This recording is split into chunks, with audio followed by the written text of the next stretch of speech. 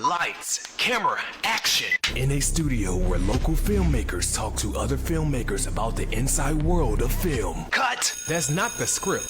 It. We'll fix it in post. Do you wonder how films are produced and what really goes on behind the scenes? Well, stand by. Filmmakers Kevin Mumphrey, Victoria V.A. Jones, and Carson Hype Ferguson explain all the details. Right here on It. We Will Fix It in Post podcast. Good morning, good afternoon, and good evening. Whenever you're listening or watching, I thank you for doing so. I'm Kevin Mumphrey, and this is Fuck It. We'll Fix It in Post. I'm here with my colleagues, Victoria V.A. Jones. What's going on? And Carson Hype Ferguson. Gia! Oh, right. That's a lot of energy there. Had you an energy drink or something? As opposed to low energy. That Kevin appears to be. I mean, I'm right in the middle. Hey, he got this smooth talking voice right now. I don't know what's going on. Hey, it's summer. Hey, don't let the smooth talk fool you. I have a riddle. Go ahead. I have a riddle for the both of you. How do you make 200 million in 48 hours? Being Michael Jackson. You goddamn right. Perfect answer. Yes, you be Michael Jackson, or you make a movie about Michael Jackson. Hold on. Wait, how much was it? 200 million in 48 hours. Or be like Jeff Bezos and get divorced from your wife, and she take the bulk of your money, and then now you I don't know if that divorce happens that quickly. You get cut in half though, and then that's all you're gonna have to show for it. I feel like it's gonna take a little bit more than 48 hours for that. But you go back to making a movie about Michael Jackson. Hold on, not all of them worked. Okay, not all of them worked. Okay, I'm just put that way. As soon as you said that, I know anybody who's watching and hearing this, there's a picture in their mind. And you want to it don't matter. You know how many movies have been made about Michael Jackson? Yeah, a bit, because I was looking back and I was like, all of them were actually pretty decent except one particular Flex. Flex your muscles. Flex your muscles. Wait, what about the Indian Thriller joint? The what? Indian Thriller. Yeah, they had like a Bollywood version of Thriller, and they had like the janky Thriller music. Music video, everything recreated it. Even the dance moves are janky. You never seen that? No. And I don't think I want to see it. Oh man, see, here's the thing. I send it to you so bad. It's so bad. I'm not gonna watch it. Okay, let me ask you, because there's certain things that, like, especially overseas, it may make more sense. One of those things that may do well over there, but here it wouldn't work necessarily for us. We wouldn't get it. No, wait. Some people were laughing at it, and other people were appalled. So it's like there's no in between. It's just like so even out there, it's so bad. Nah, it's so bad. Did you like? Oh man, like I can't believe this travesty, but you can't look away. You can't look away. So it's pretty much looked at as that way out there and here. I don't think I seen the comments like as far as India is concerned, but it's like super low budget. Bollywood, I said Bollywood. Bollywood's high budget. It's like a low budget Indian joint, and it's terrible by most standards anywhere in the world. Oh, wow. Okay. Well, you know what's funny about the flex one is have you seen the interview where he was like, yeah, I kind of knew something was wrong, and when they were putting the makeup on me, they were like, I was like, yeah, this don't seem right, but you didn't say anything. You looked in the mirror and you saw yourself and you said, this does not look right. And you said nothing. So hold up. So two things could happen. Wait. Actually, it's kind of like the Mary J. Blige with the chicken thing all over again, right? He didn't need money that much. I promise you that. Because that was a time around. Was this as bad as the Mary J. Blige chicken thing? No, it's worse. She's still doing interviews, and I just saw like two other interviews. Flex did interviews talking about. I just saw two other interviews with her talking about it, like blaming other people. I was like, wait, hold on. You're gonna have to take that one on the chin. Because I'm sorry. If you're gonna blame your team, you need to fire your team, or you need to not have a team ever again. Or you need to speak up. What's wrong with speaking up? Because I seen one of the interviews you're talking about, and I'm thinking maybe this is a flex interview. No, not flex. Okay. The Mary J. Blige thing. Well, I'm glad you asked that. So like maybe like she thought it was going to come out one way, and saw it and came out another way. The thing is, I do not see how singing about chicken, whether you're black or white, She said iconic. that It was gonna be iconic. How do you sing about chicken in an iconic way? Either way, it's gonna be bad. It ain't. There's nothing. There's nothing that's gonna be And then good. like, okay, all right, you've been singing all these songs for a long time. You had songwriters. You wrote songs. You don't have an ear for talent anymore, Mrs. Mrs. Heartache and Pain.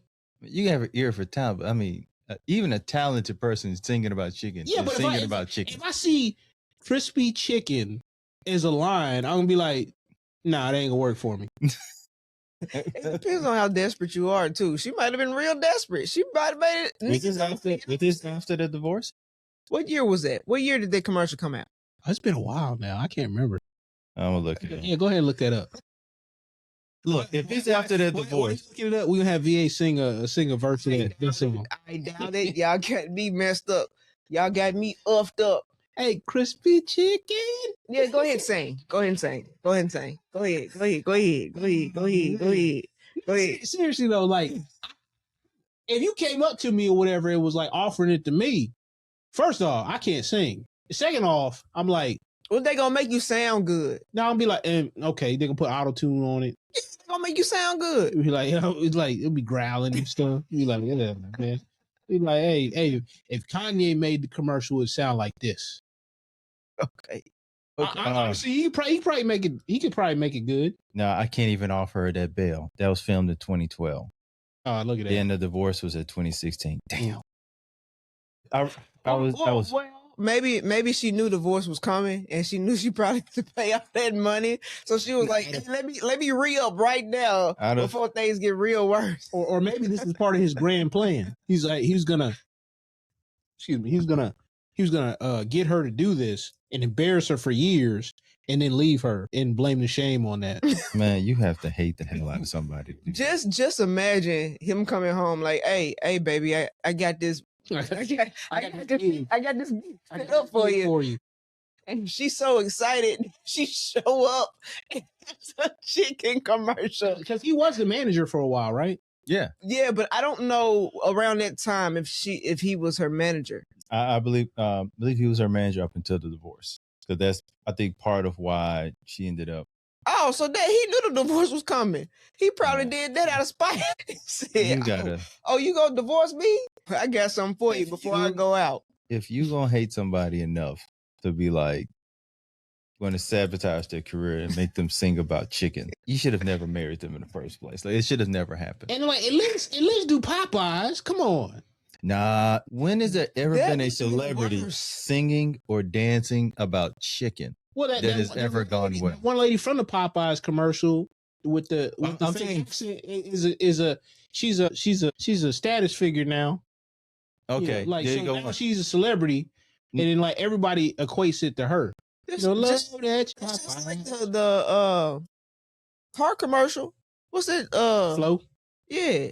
progressive. You can do a lot of stuff with cars. I mean, you can make yourself look ridiculous in any commercial. Or just like Mayhem, but that actor. And then what's the other actor? The Car the- insurance. The guy with the deep voice. Car insurance. I know you're That was, talking that was about Allstate. Allstate guy. Yeah. So, know what you did not mention? He was a Who? president. Chicken. You know, You mentioned chicken at all. They're not doing chicken commercials. that black dude. He was the president in 24. The Kiefer Sutherland Yeah. drama deal. He was the president. Yeah. Mhm. Before Obama. You know what he's not doing? A chicken commercial. Man, you say that, man. You say that. But like a bunch of people doing stuff that we never would imagine them ever doing in our lives. Oh yeah, but Man, ain't got like singing about chicken is how people used to look at a TV, like doing TV. What? Yeah, actors wouldn't want to do TV that did movies because they looked down upon it. Okay. So singing about chicken is like how actors used to look at TV, like doing TV. okay. I agree with you. Okay. I mean, we're no, I gonna don't know what I'm doing. we're gonna have a stare down there. What's Let me go back to this. Let me go back to this. Jackson movie. So how we get to chicken? So, yeah. We talking about Flex, and I made the comparison And like the interview. we went left from there. So I just because we talked about and I asked the difference between the Mary J. Blige interview and this, which one was worse. But back to the Flex interview. I guess he wants you to elaborate on what Flex said about. Yes. I already said it. I already said what he said. Did you? Yeah. Say You don't pay attention. I'm not saying it again. I don't repeat myself. That's not who VA is. No. Like, I don't want you to repeat yourself. I want you to restate yourself. Same thing. Oh, that is very political. That was very politician. It's very politician. Yeah, I vaguely remember the interview talking about where he felt like something was wrong. At least in my interpretation of it, I think he thought, okay, maybe this will turn out better. There's no way. You look in the mirror and you see yourself. We're playing Monday. that. We're playing Monday morning quarterback. No. No, don't do that. Don't do that. Don't give him no bail. Here's what happens, right? It's like in a horror movie. Something's off.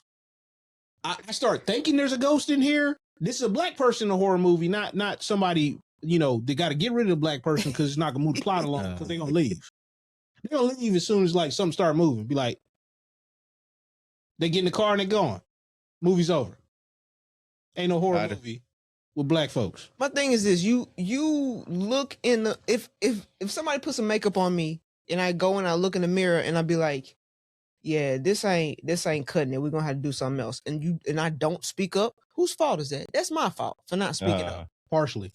Hey, No, it's my fault. No, look, I give you 99.9%. like a cleaning product. I mean, the director gets the dailies. Producer gets it too, and they all looked at it and went, "Yeah, I think this is gonna work." I mean, it's Michael Jackson. People kind of. What if the dude's like a D student in school and just been like, you know what, this is good enough. I already made my little money. You know what I'm saying? Hey, this is good enough. People gonna watch it. And here's the thing: you have a budget. It wasn't like they had a small budget or was an independent film. They had a decent amount of money. Yeah, but they didn't have a Michael Jackson Scream video budget. But okay, but you still had money. Daddy-o. Hey, listen. All right, you acting like them folks in the theater jumping up and shit and going down there dancing in the middle of the film. Hey, I'm telling you right now, you're going to get a Coke bottle thrown at you. Hey, no lie. Like, Kev on stage, apparently he was talking about the movie. Comedian Kev on stage. Shout out to Kev. And him and Tony were talking and said, yo, like, that's never a go-to, like, to just listen to. You ain't going to be in your car just listening to Scream. Like, what? And he said like, it's just like just a bunch of noise. And I was like, so like whenever I screamed, I was thinking about that moment. They'll talk about that. Cause like it would not be on your top 5 Michael Jackson songs just to listen to without the visual. Cause there's so many Michael Jackson songs. Well, I'm a visionary, whatever you want to call it. So I don't know what that means. Anyways, so if I listen to it, I can visualize it. And it puts me in a happy place. So, yeah, but is it top 5 Michael Jackson song that you would listen to over the visual? No, it's not my top 5. So when you were saying like the Flex movie didn't have a small budget, I disagree. So, how small was the budget? It was a $3 to $5 million movie, and compared to the Scream budget, they spent $5 million on just building the sets. So, $3 to $5 million. They spent $5 million on just building the set of the Scream. Yeah, like Scream was like what, 90 mil, something like that, because that was Hype Williams. But somebody in the production department should have known. They should have spent more money on makeup. Makeup. I don't think there's no makeup you could have done. Or they should have just got somebody who could do more with less. I got about 15 for you. That's it. So I need you to make this a pretty penny, and I do mean pretty. But I'm saying there's somebody. I don't care. There's no excuse for that. There's no excuse for that movie. You cannot give me nothing. But here's the sad thing about it for us. I could make something up. Every time a Michael Jackson movie come out, he's catching hell. He should catch hell. Like, you know, he gotta go. God damn, again. Hey, look, I could make something up. What? The directors of Sparkle are the same ones that put this together. That makes sense. That makes a lot of sense. That makes a lot of sense, boy. Didn't you watch that twice? No, I did not watch it twice. I don't know why you try to set me up like that. I don't know why you try to set me up like that. I did not watch it twice. I recall like the episode we talked about. She said something about watching something twice, and I thought it was that. No, I don't think it was. It was something she mentioned twice. I don't know. he has my back, and you just throw me out there to the wolves, and I have to sit up here and defend myself. So You know who else has to defend themselves? Flex. For probably the next few weeks. They're trying to hear, hey, how you doing, man? You want to sit down for an interview? Man, don't ask me about that damn movie. But I'm just going to bring up a few things about the Michael movie. So the budget for it was $200 million. Already surpassed that. Now, let's see. It made, 97 million and opening day. So because of it, it is now the biggest opening ever for a biopic of any kind. The biggest opening of the year for a live action film, domestic and worldwide. The first biop in history to surprise 100 million worldwide in a single day. Well, it's Michael Jackson. What do you expect? Boy, this is Here's the thing. If you do stuff right, if you take your time and come out with something good, okay. Go ahead. Then things will work itself out. So I saw the movie yesterday. Okay. Michael Jackson is one of those people. People are going to go see it, no matter how it is. They go sleep. They saw the flex. So here's the thing, and I'm not a critic or anything. So you probably saw the critics was giving it a horrible score, right? And then the fans was giving it. It actually has the highest fan score for Rotten Tomatoes, which is 97%. So I'm like, okay. And usually when critics are that bad, I'm like, okay, y'all doing too much. It's not terrible. It's a decent film. But as I've stated to you like this, if you love Michael Jackson more than you love a film, you're going to love this movie. If you're to me, when it comes to biopics, it was just well done. I think of Jamie Foxx and Ray. Yeah. It ain't touching that. It looks like you can tell a lot of stuff got cut out. Well, you want to know why also Ray was so good? Because Ray was part of the production of that movie all the way up until he passed away. Yeah. So that's why that movie was so good. And Jamie Foxx studied him and sat with him and talked with him and all that. Now the acting, I have no complaints. So there actually his nephew did actually a really good job. There are moments in that film where you will feel like you're watching Michael Jackson. There are moments where you will feel like that. Like he does a very good job on that. Did he have a baby over the balcony? Was that in there? They only go as far as like the end of the 80s. Because originally it was supposed to go until 93 to where they did his first allegations, and that's supposed to show how that affected his life. But somebody missed this in legal when it came to the settlement. So they were not supposed, they legally, according to the settlement, you could not bring up that case in a movie or I think in music, in any form of artistic form. This didn't pop up until after they shot it. So actually I think this movie was supposed to have came out, I think like the end of last year or like end of last summer, but it was supposed to come out sooner, but it had to be completely reshot. The family had to pay an extra $20 million for the reshoots. Now I think it was like another 15 days to have to shoot. A lot more money had to get put in.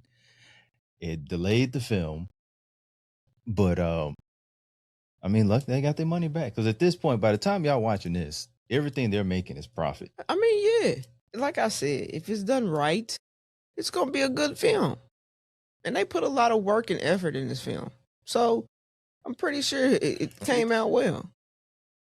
Yeah, I want you to see it. I'm telling you right now, I am not. There's no way I can go to the theater and have anybody standing up and dancing in the middle or singing with the stuff come like they did with Wicked, singing in the theaters. And I think I said that before. Yeah, I cannot. There's no way I'm gonna go pay my money and have these people standing up in the theater or going down, a Michael Jackson impersonator going down and dancing on the front. I don't know why. I just imagine somebody like trying to sing in her ear behind her, singing "You Are Not Alone." And you okay? Are you okay? They getting the Coke bottle, popcorn, everything else. I'm telling you right now, it's not gonna be pretty. They're gonna have to call security on me. Catch that? Wait. She gonna spend all that money on concessions just to throw it at somebody. Yes, I will. Hey, look, That's how you know. Hey, if somebody go. That's how you know. Know what? Know what? Can't hide money. So when it comes to that, because I feel like that is more of an opening weekend thing. No, it will not be. Like that can't No, be. it will not be. Like I don't know how long I imagine this theatrical at least will last at least over a month. I don't think. Or people singing and dancing? I don't think they're going to do that for the whole duration of this. This is Michael Jackson. You don't think them people go every single time? It's gonna be somebody who goes see it 5 times and every single time get up and do look, but like we have acknowledged at least one time on this show that going to certain theater experiences has enhanced certain movies. I remember watching a Jet Li movie. And the people behind me were actually very funny. And I'm like, I'm gonna have to watch this movie again, but it ain't gonna be the same experience. I think there's certain films that have that type of experience, and I mean, I feel like you got kind of lucky there. They were good. A bunch of one-liners. And I think there are certain people who would like to go to a Michael Jackson film and be singing it with other people. Victoria is not one of those people. Now, don't get me wrong. If I was of another race, and I went to like a certain type of movie, it probably wouldn't have been as good of an experience. I heard talk of back in the day when New Jersey Drive came out, and you were not of the same ilk. You might have got beat up in or outside of the theater. So, I'm just saying. I am just saying, if I go, that's why I'm not, you ain't gotta worry about it, because I ain't going to see it in the theaters. You ain't gotta worry about it, because I'm telling you, security will be called. I will be throwing everything at that person up front. And you know what I'm saying? Sit your ass down. That's what I'm gonna say. Hey, so would you say this is it? Gone with that. We might as well end the show right now. So you speaking on film experiences that I would think you would really not go to is NBA YoungBoy has a movie as well. And the YNs in there, it ain't happening. And they are, it is the same energy as his concerts. But there's no way. Like I've seen some videos where they like getting, like the music is playing, he's performing, and they get down to like the front of the screen and they jump in and like it's a concert. Yeah, somebody gonna get pew-pewed in there. It ain't gonna happen. I'm like, this could. Now I haven't heard any like not yet. Any sort of violence, thankfully, but because they give disclaimers before they start the film. So like, what's disclaimer? What disclaimers need to be made for this film? No, they don't put it on the screen. They have a person walk out there and be like, "All right, now." Just like when Tear the Club Up came out before they played it didn't help. Actually, that's bad.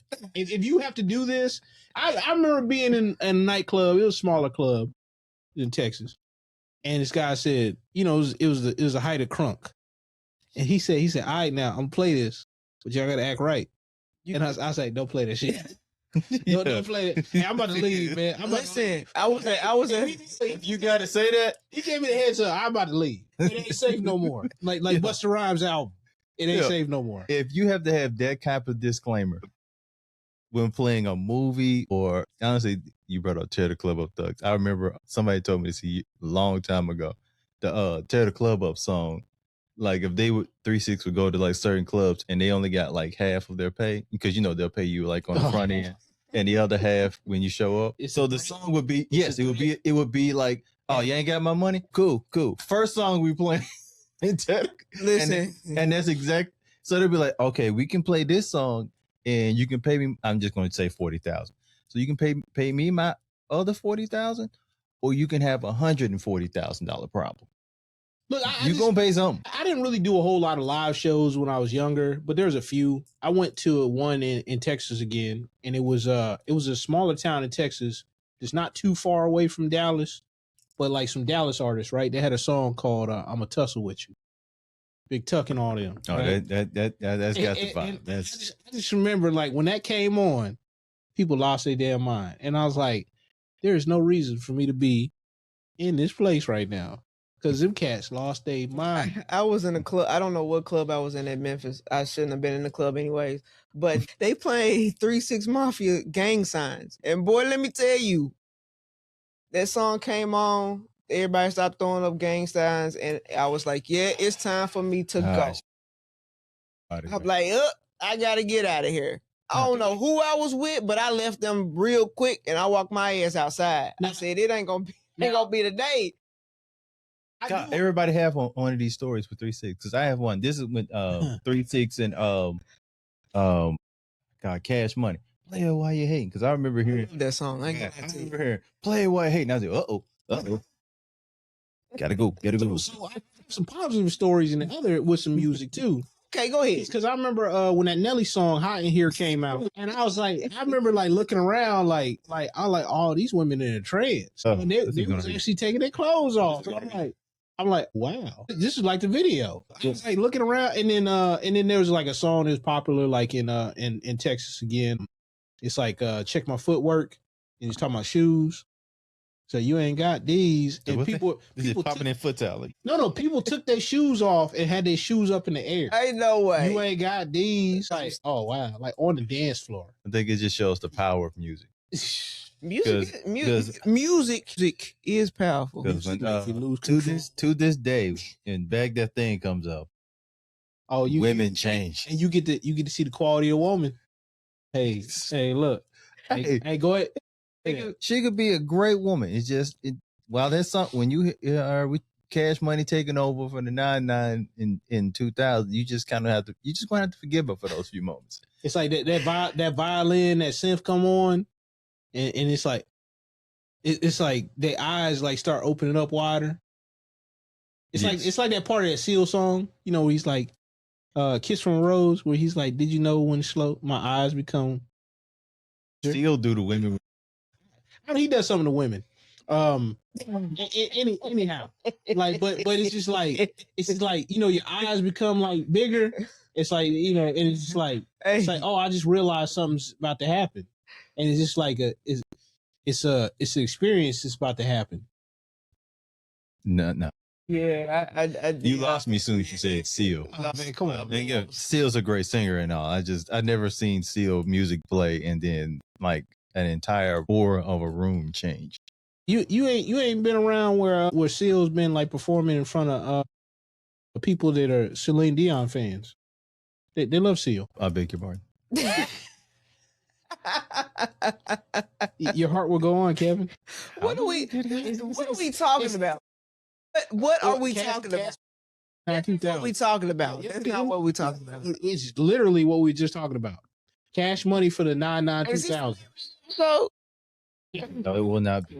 But I am kind of glad that you brought all these musicians up. So we've had quite a few musician biopics in the last like 10 years, from like what Elvis Presley, Bruce Springsteen, Bob Dylan. I don't know if it's out yet. Bob Marley, and you know, there's been hits or misses, and they also do well for like, you know, they get a bumping streaming and all that. So now the ones that are upcoming, we've got Snoop Dogg from Universal be doing Snoop Dogg, the Bee Gees, which I'm kind of surprised is now happening. I thought this would have happened years ago. The Beatles ago. is happening too. Oh, not only are they doing the Beatles, they're going to stretch it. The Beatles are basically going to be the Avengers of biopics. They're making it a 4-part. Well, that's understandable. So it's going to be one of each one, and then I think it's going to be one of them all together. Oh, well, that's too much. I thought you meant like they going to stretch it like they finna do the Michael Jackson. Yeah, well, yeah. So I put it this way: Michael Jackson may be the Avengers.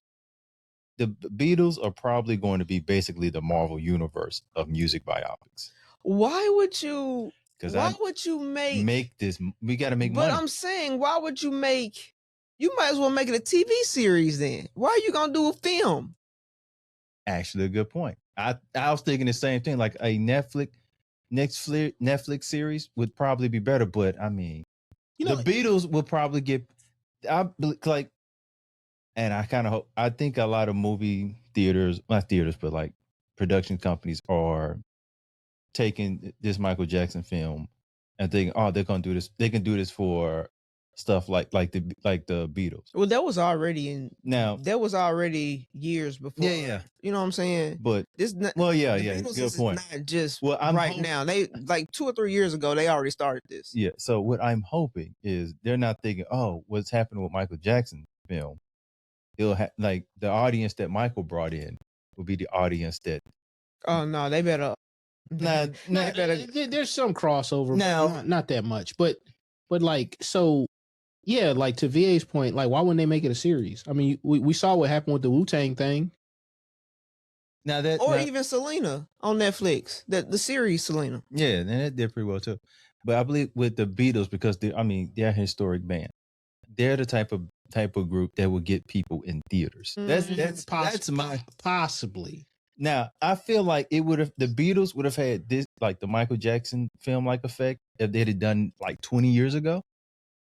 Or even like in the 90s. I think they would have had that effect. Because the Beatles were huge. I still think the Beatles will make a lot of money as a biopic. I think that it'll still do numbers, but the fact that you're gonna do Eventually you think different, you're gonna do a film about each one of them and then do another film about all their life as Beatles. Like you're gonna do individually filmed for each one of their lives, and then you're gonna do a in film about basically the Beatles.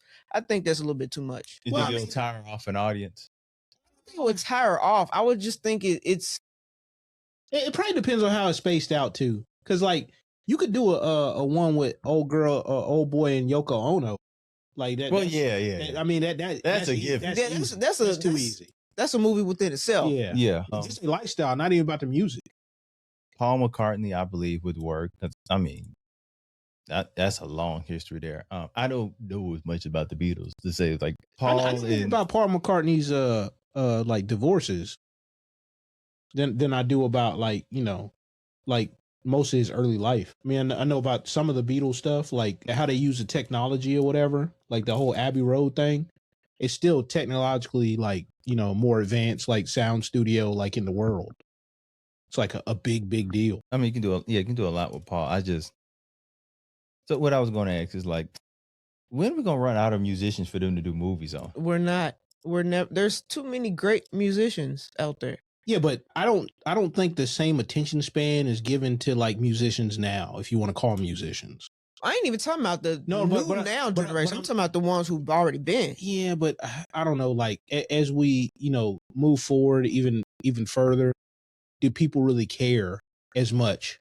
Like going forward, I think now people like to see real in films, in filmmaking, the stories, the realness, real stuff. Yeah. Like the fictional stuff, it's cool, but I think people like real more now than ever. So seeing a biopic of somebody's life, I think that's going to do more numbers than seeing something over here that's fiction. In my opinion, that's just my opinion. hey, in my opinion, I want to see a real zombie. What? Why don't you make that movie then, huh? Why don't you make that movie? Well, I mean, somebody already did. It was low budget. What movie was that? I can't remember the name of it, but they had a military training program and they gave the zombies guns. I thought this was going to be a joke on Flex. Nah.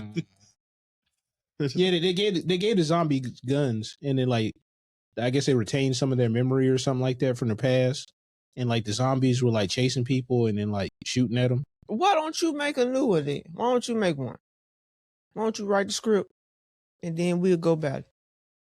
I'm not doing that. Like, but I tell you what though, whenever they went to the Day of the Dawn and they had the zombies as track stars, I was like, oh, new element. They had that one dude running, and the zombie was like Usain Bolt on it. You know what I'm saying? I was like, oh, man, like he hawked him down. I'm like, oh wow, game over. So you kind of had me thinking of something, Victoria. And I ask both of y'all. Outside of like, Have you thinking? no, absolutely not. I'll be thinking, what are you thinking? The hell is he thinking about? But outside of like NBA YoungBoy, because we're seeing the effect in it. What would you say is like the latest artist they would probably do a good biopic about? The latest artist, probably her, Elaborate. because she like started when she was like really, really young. Like Alicia Keys, I don't know if she signed her when she was young or not, but she's been like a music prodigy ever since she was small.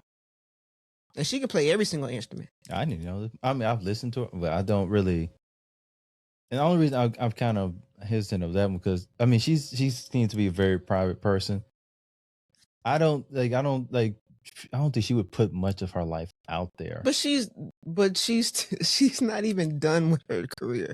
She also sings about a lot of her stuff that happens. And she's not even hit the peak of, okay, I'm about to retire. Like, she hasn't even hit that yet. But that her being like somebody who can play that many instruments and was like doing that ever since she was like young, it's interesting to see how she grew up, how that came about, her struggles and all that other stuff. As opposed to old young. I'm probably gonna be the horrible music film executive here. Her life isn't messy enough. Like I know we don't know her life is that messy. We don't know because she's a private person. Yeah, but I mean, is anybody signing up to really see like a what's the old girl? Not Keisha Cole, maybe even Keisha Cole. That would be a good biopic. What's the other one that went to the country music? You know what I'm talking about? Oh, the one from Memphis? K. Michelle. K. Michelle. Like, ain't nobody signing up to see K. Michelle story. And that's messy as hell. Oh no! Like I mean, I'm not saying theaters. Yeah, no. I'm not. A Lifetime story, yeah, absolutely. A Lifetime story, VH1. We barely got VH1. Come on now. It's all on Lifetime. I'm telling you, a Lifetime story. Yes, we can see. Yeah, Lifetime. Yeah, I can see that. I'm rolling my eyes. I can see K. Michelle's a Lifetime movie. Absolutely. Oh yeah. And you watching it too, huh? I ain't saying I'm watching it. I'm just saying I can see it. I mean, for research purposes, yes. I mean, you can make all kinds of stuff. What? You can make all kinds of stuff. It don't mean it's going to get watched or anybody cares for it. So, I'm going to you. What's the latest artist you think could be a good biopic? I'm not going to tell you the latest artist, but I'll tell you a decent artist. I think Bow Wow actually make a good one. Interesting choice. Yeah. Because there's a lot of different places you can go. He's still performing. He still has like a little bit of deal. Maybe Omarion too, because aren't they on tour still? Yeah, the Millennium Tour. Yeah. So that could work. Yeah. You know, Bow Wow was started off small too. And yeah, young. He would probably be the young. I don't like the way you said that. It just came off weird. You could argue he's like one of, if not the most successful child hip hop artists. You had Romeo. Wow was way bigger. He was bigger than Romeo. Little beef over there was just like silly. Like, dude, you had other people like the groups. Destiny's Child. They started when they were very young. I think just like rappers. Like he was a child rappers. I wouldn't put them. Now I was going to suggest, and I'm thinking which one that would get people to go to theaters. And the latest I would go is like Justin Bieber. Yeah. I can see that. Or maybe Miley Cyrus. That too. That now I'm kind of like it would be good. Like, but would it go? I think she would work in theaters, and I think it would work well on Netflix. I'm kind of 50-50 on that.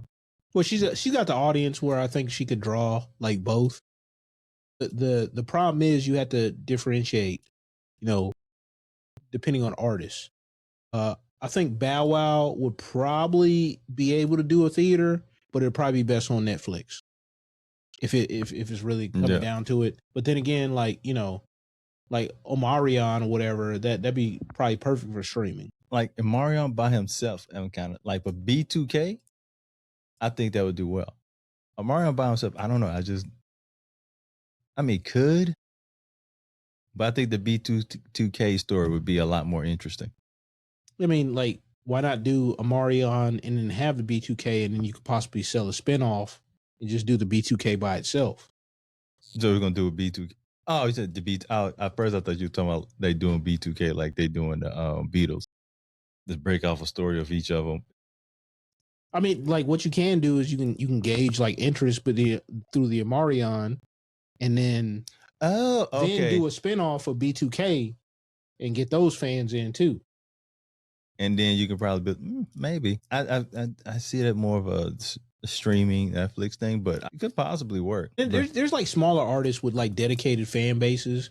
They could probably like pull it off too, but they would have to sell directly to them, like Ryan Leslie, Wale. You know what I'm saying? It'd be definitely straight streaming, probably on like Prime or something like that. but it probably but it's like a hardcore. No, audience. To the point that you made, I was thinking Bootsy. Boosie? Yeah. He already had one come out. I think that would be like straight to consumer. It was. What you mean? Okay. Piece of Boosie there. Don't get me wrong. I love Boosie, but That one come out. that joint be like, I got the hookup. Because you want to know where I saw it before they ripped it off Okay. and they put it on there? YouTube. All right. On that note, Come on, man. I knew I was going to regret it. Basically, wrapping this up, saying that there is no end in sight to. Well, I think I gave my I guess criticism of the Michael Jackson film, or they call it Michael. There's going to be another one, by the way. They already said it. I saw that. Like, I thought it was speculative. I screwed that word. Get it right. I can't. You know, sometimes your Memphis come out and you can't pronounce some words are my friends and some are my enemies. And that one's my enemy. Okay, man. They basically like announced at the end that there's going to be another one. Because they probably got all this other footage that they filmed, and they need to use the other footage. I think I told you Diana Ross is not in it at all. Yeah, they took it out.